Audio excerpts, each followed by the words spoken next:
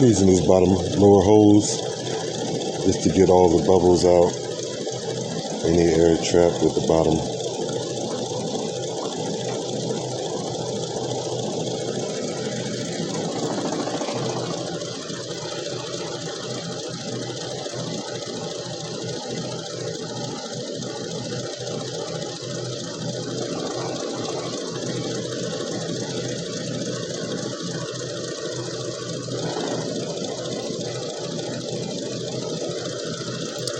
I thought our thermostat just opened, but it didn't.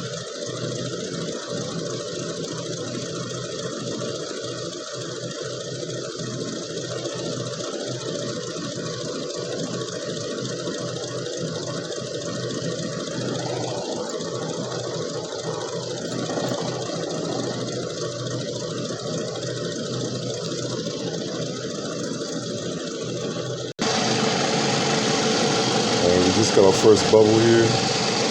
We're gonna let it bubble up some more. It's gonna be good to go.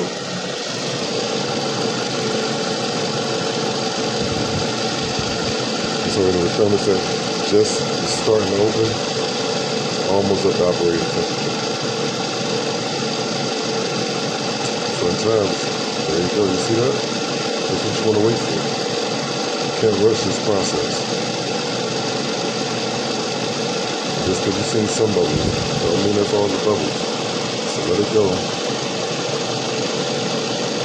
I said, squeeze that lower hose every now and then. This air can get trapped at the high spots.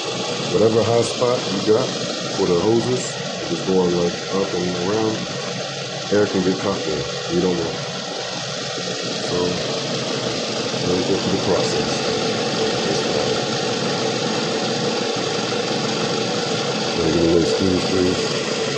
That was a lot.